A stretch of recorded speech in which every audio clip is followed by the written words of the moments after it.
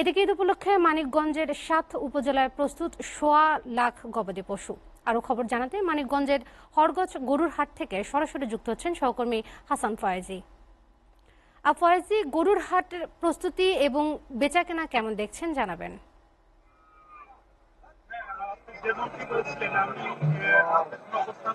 জেলার অন্যতম সর্ববৃহৎ হাট হরগজ হাটে। এখানে আমি সকাল থেকে অবস্থান করছি। এখানে এসে যেটা দেখলাম, দূর থেকেই এখানে যে বিভিন্ন পশুর যে মালিক আছে, ক্রেতা বিক্রেতা, তারা এখানে হাজির হয়েছে। আর বেলা বাড়ার সঙ্গে সঙ্গে পশুর সংখ্যা কিন্তু বাড়ছে।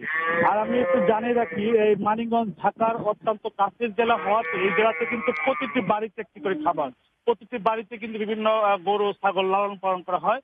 মানিকগঞ্জ জেলা পশু সম্পদ অফিস থেকে আমাদের জানিয়েছে, এবছর লক্ষ্যমাত্রা ছিল 7টি উপজেলা, 2টি পৌরসভায়, মোট 65টি ইউনিয়ন রয়েছে। এখানে প্রায় ১,২১,৫৪০টি পশু লালন পালন করার টার্গেট ছিল, কিন্তু এখানে চাহিদা চাইতে বেশি লালন পালন করা হয়েছে। সেক্ষেত্রে ৭,৭৬৮টি বেশি লালন পালন হয়ে ১,২৯,৩30টি লালন পালন করা হয়েছে।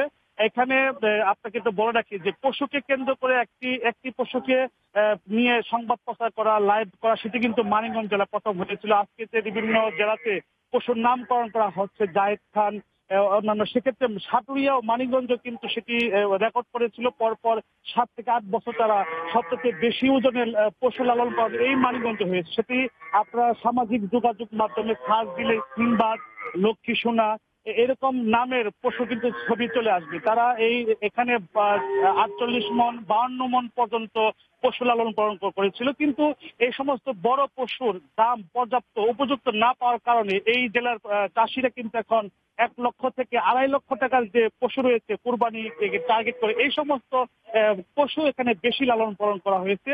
আর এই যে হাটে, এখানে হাটটি অত্যন্ত নিরাপত্তার কারণে এই মানিকগঞ্জ জেলার চাহিদা মিটিয়ে পার্শ্ববর্তী জেলা যেমন সিরাজগঞ্জ, পাবনা, ঢাকা, ধামরাই, সাভার, টাঙ্গাইল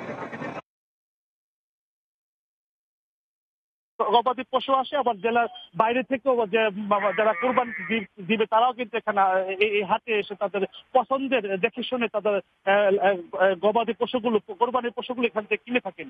এই ছিল মানিকগঞ্জের হরগজের হাট থেকে গরু ছাগলের হাটে সর্বশেষ খবর।